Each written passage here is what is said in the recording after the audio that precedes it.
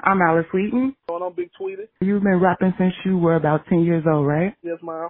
Can you tell me how you got started with that? Basically, the things that I went through when I was young with my parents, it's like I was in this little dark place at an early age or whatever, and I just used to write and stuff like that. I started out with poetry. I actually started singing first also, and then slowly with that poetry turned into rap. And I just talk about my, the pain and, the struggle that I went through. I put everything into my music. I can hear that when I listen to you. A lot of artists nowadays, especially with the internet and social media being so popular, they like to do a lot of freestyles. But I noticed that not only do you put together like full bodies of work with your mixtapes, but you also do visuals for them.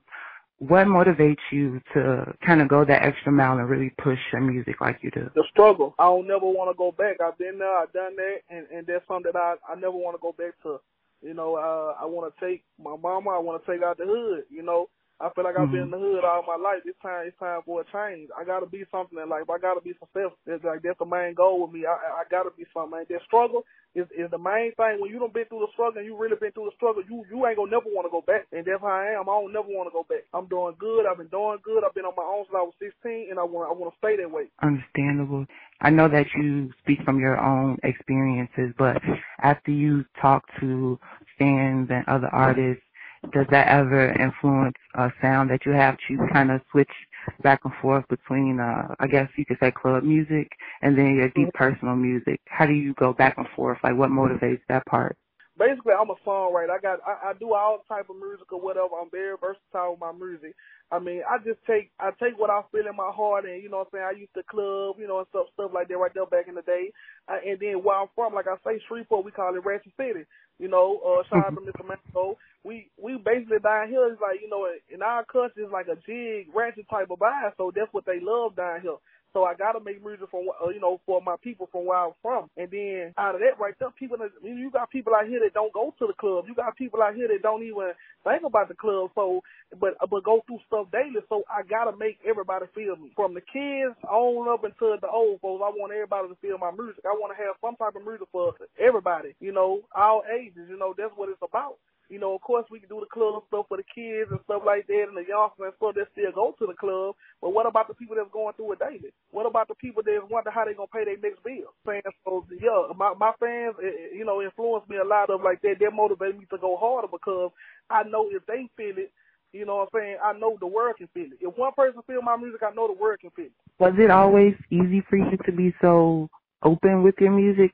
You're very open about your sexuality. You're open about your struggles with depression and just financial difficulties. Was that always something you were able to just tell people about? I came from nothing, so I was very open to with the struggle. But as far as like with my sexuality, like, at first I had a hard time with it when I was like 16, 17. But by the time I got 18, it was like I was confident in myself. I had really found who I was. And then as I got older, around about when I hit 25, I'm 28 now, by the way. And when I hit 25, I start battling with my sexuality again. Like, okay, well, is this right? Is that right? You know what I'm saying? Because my grandma raised me, and my mama, they Christian. They Holy Ghost feel type. You know what I'm saying? My mama put me out when I was 16, so, the streets finished raising me. You know what I'm saying? But that's the best thing my mama ever could have did. I thank her for putting me out, because if my mama wouldn't have put me out when I was 15, I wouldn't know what I know now. I wouldn't know how to survive. You flipped the situation and made it work. When you really sit down to do music or write a song, like, how does that go about? How do you go to the studio? Are you in your car? Whenever inspiration strikes you, like, what's your writing process like? I write on how I feel at the moment. Like, I might wake up and I'm having a bad day, or, or what I'm going through in my life at that time. You know what I'm saying? If I wake up and I'm feeling clubby, I'm feeling like, it's one of them days I'm going to turn up, I'm going to come with a club banger. You know what I'm saying? It's like every emotion, when emotion strikes me, you know what I'm saying, that's what I write off. I write off the emotion. Like, if I'm depressed, like, my best songs come when I'm depressed, because that's my outlet. Music is my venting. That's how I vent. Because, sometimes another human being might not understand you. But sometimes I have to vent to myself. It might sound crazy, but sometimes I have to talk to myself, and I have to tell myself, man, tweet the boss up. Keep going, keep pushing. You know what I'm saying? A human being don't always motivate you. Sometimes you have to motivate yourself. I definitely understand that. It makes me, and you saying that makes me want to ask, how many times have you quit over your career? To be honest honest with you, I have quit several times. You know, this last year is my first year just being just straight consistent with the music. Because like I say, I've been through so much in my life and I go through so much personal stuff to the fact that sometimes, man, when you go through a lot of stuff and you just, especially when you feel like you're not going nowhere, and then you got to think about, I'm a female. It's harder for females, especially not feminine females, like not the Trinas and the Lil Kims and the Cardi B's and the Megan Thee Stallions. It's easier for them because they sex sell. But with me, I'm a different type of person. I'm a lesbian. It's hard for lesbians. You know what I'm saying? I feel like, yeah, Younger May, she kind of paid. She paid the way. You know what I'm saying? But that was 1 out of a billion. You know what I'm saying? So I feel like now we kind of do have an avenue to, you know what I'm saying, where we can be heard more. But it's still hard for a female. When you're a female, don't nobody take you serious. How do you work around that? What do you just create your own resources? Yeah, I basically create my own resources, and I mean, like I say, I don't just go for the gay community. I try to reach the world. You know, I try to reach the world at all times. And when you do get in those moods where you feel where things are getting difficult and you want to quit, how do you shift your focus? If I got a friend or something, say like, you know what I'm saying, they going through it or whatever, you know what I'm saying, I might can't feel you know what I'm saying, they struggling if I can't relate to it, but I tell stories with my music also. If it's not related to my life, it's related to one of my cousins' life or one of my friends' life, because they struggle is not my struggle, and they struggle is somebody else's struggle. I understand that. Earlier you mentioned how you started singing and led into you rapping. I do hear that when I listen to your music. You have like a melodic. Where exactly did you draw inspiration from? Church. My grandma had me in that choir when I was 4 years old. She had me over that thing when I was 4 years old. I ain't gonna even lie. That's where I get that singing from. She put me in the choir. And I used to sing my ass off. I ain't gonna fake. Do you get comparisons often? Because I know that you're from Louisiana, and I don't want to just lump Louisiana artists together, but having bigger names such as like Boosie and Kevin Gates be from Louisiana, and they have that kind of melodic vibe. Do you get comparisons a lot to that, or is it different because you are a woman? Now that people compare me to Rod Wave, especially Rod Wave, Kevin Gates, and NBA Youngboy. Them are 3 people that I hear people compare me to every day. That's how I know I can get up there. And what's your plan? What's your ultimate goal with music? When you say get up there, where is there? I want to remain independent with my music, and basically, you know what I'm saying, like I'm trying to build my own record label.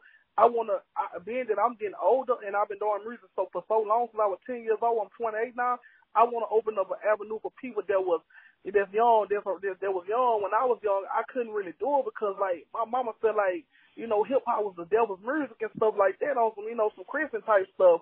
So I want to open up doors for youngsters around about 16, 17 that want to do music and don't know how to do it and don't know what way to go with it. I want to create an avenue for artists like that, young artists. So you just want to take the lessons and the information that you've gained from doing music yourself and just share it with others. Yes, ma'am. That's beautiful. And is Gotta Make It Music, is that your label? Yes, ma'am. Gotta Make It Music Group. Can you tell me a little bit about that? Gotta Make It Music Group because, like I was telling you earlier previous, I gave up so many times to the fact that I said when I come back in the game with this music, I gotta make it. I ain't gonna let nothing get in my way. Ain't nothing gonna stop me. I gotta make it. And my label, like I say, like Gotta Make It Music Group. Every time I see it, every time I put it on the flyer, every time I put it on the back of my CD cover, I look at that and I be like, I gotta make it, because that's a promise that I made within myself. Is Saucy T your artist? I did see that. I was all in your business. I saw that she put out a new video, Saucy T, and then I didn't catch the name, but the other day I believe you might have started working with a country artist. Oh yeah. Yeah, I just recorded. Saucy T, she's not my artist. She's a childhood friend that I knew since I was younger. We grew up in church together or whatever. But she most definitely going places. Like, she going places. And like as far as like the country song, that was my first time recording a country song. I got a blues song coming too. That's what I'm saying. I'm trying to get into all different genres of music because it ain't just, I mean, hip hop, man, that's the greatest thing is hip hop. But I'm trying to get into that country, I got a rock and roll song, I got a country song, and I'm working on a blues song right now. It ain't just about hip hop with me. It's about whatever the world loves, whatever. Because I love all time. I listen to jazz, Billie Holiday. I listen to all type of music. It ain't just about hip hop. It ain't just about rap. because you can tell a story through country.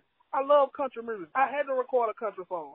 That's great that you try different things. I know that most hip hop artists feel like they can only stick to one sound and one way of doing things. And you mentioned jazz. Did I hear jazz? Like, I'm not the most educated when it comes to jazz music, but I think I heard a little bit of jazz on Phase 1, your last project. It was just a little bit up and down. I want to say on Phase, it was the beat gave me a little jazz vibe. Can you tell me about your projects too? I genuinely am a fan of your Demon Possessed. That was a mixtape though, right? Yes, ma'am. My favorite songs on your Demon Possessed project was Halloween and Secrets. Oh yeah. You kind of like the way that you just approach music. Those are two of my favorite songs. And I know that you just put out Phase 1. That was your last project about 2 days. Well, Friday, right? Yes, ma'am. And your video drips. How do you approach your visuals? Like, how do you... As far as like with my visuals, I just like first of all, when I listen to a beat, when I purchase it, I have to listen to the beat. I have to get a sample of the beat before I purchase a beat. When I purchase a beat, I honestly, I ain't gonna say I'm one of the only artists, but music talks to me. You know, like I literally listen to the beat. Every instrument that's in a beat, it talks to me. And when a beat talks to me, that's what influenced me to talk back. I talk back to music. You know, like I say, that's a business for me. Like I have a full conversation with the beat, and the beat tells me what to put on the track. You know what I'm saying? Along with my emotions, it's like I gotta have my own personal relationship with music. It's like my best friend. When you do your videos, is that just you showing listeners that conversation? Yeah, basically, when I listen to the beat tells me everything I need to know. It tells me what to put on it. It tells me what to put. What I can listen to a beat and I can vision the video for the beat before I even write the song. Basically, wow. Like I know how I want my videos to look. I know what people want to see. You know, all that. Yes, you're very vocal with the creative process.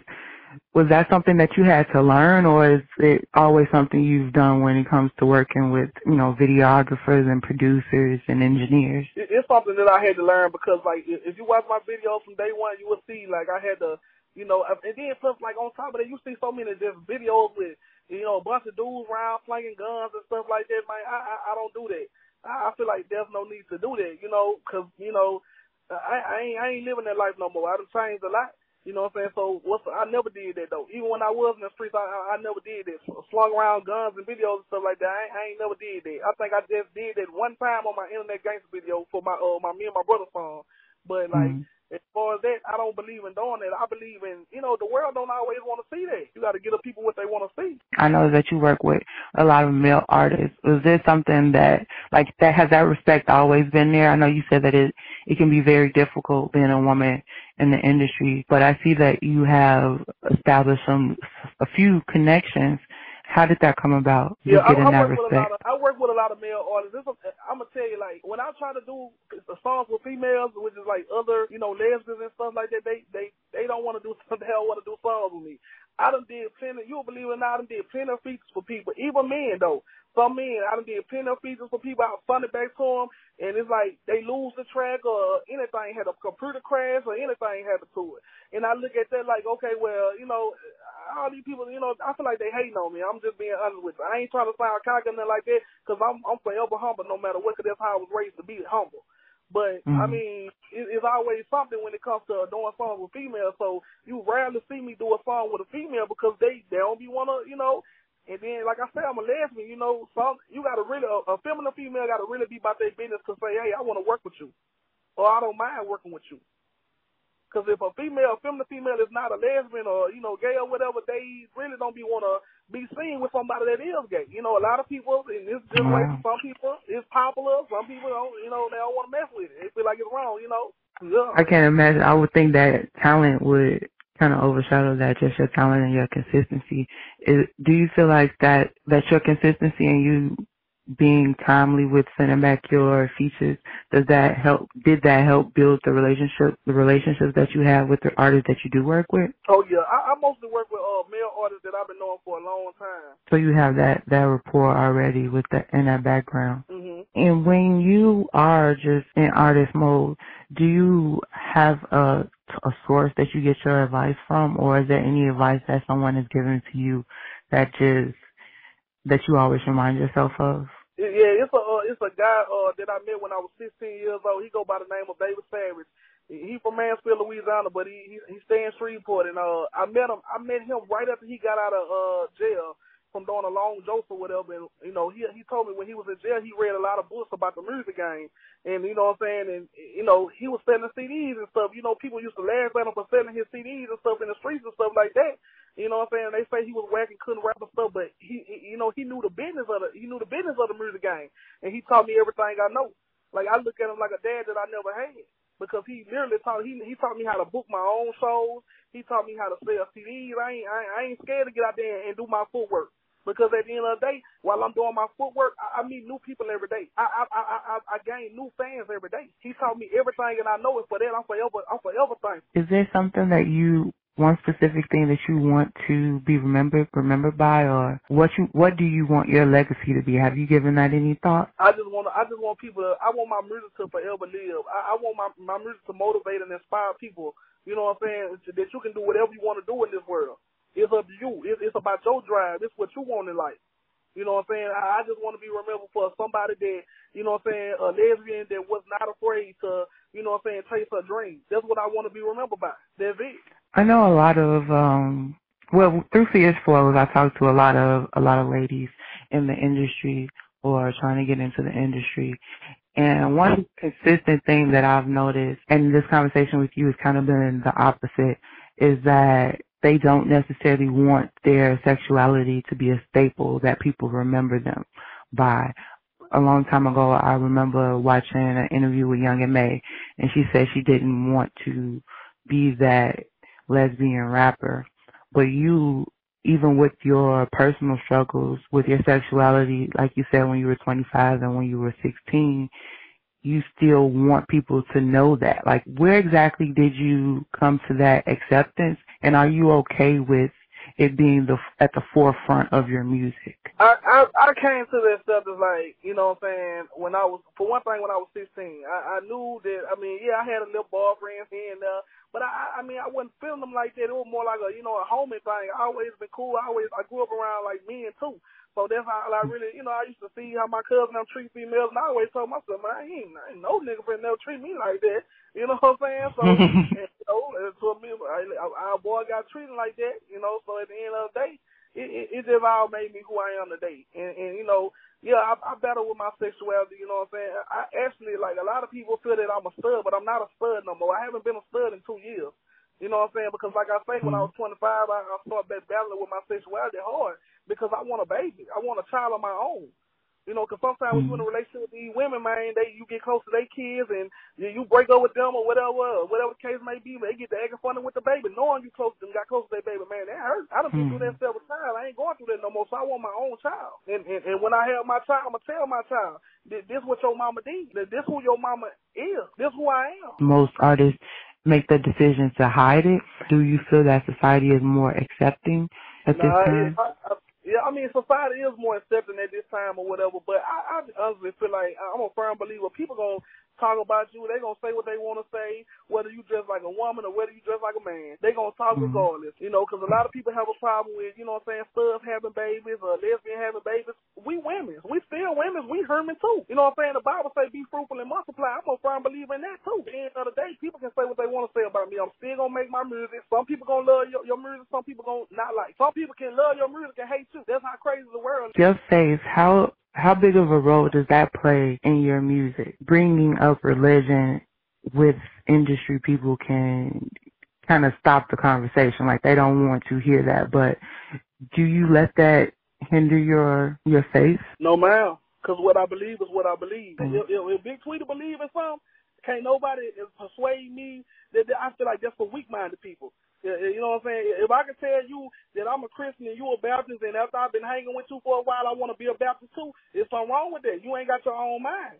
I'm strong-minded. And I did want to ask you don't have to answer if you don't necessarily have an answer, but what would you say to Bigg Tweetie 5 years from now? A lot of times people don't necessarily, they know where they want to go, but they don't necessarily give themselves credit for the progress that they've made. And just even in our quick conversation today, and just from watching you, I can see the growth from when I tuned in to you. I want to say about two years ago, a year or two ago. I can see that growth. So when you do get into those modes where you necessarily aren't focused on the growth, what do you want to say? Like, hey, I told you were gonna make it. Is there anything like that you would like to say to yourself? Oh yeah, I'm gonna be like, you knew you had this, you know.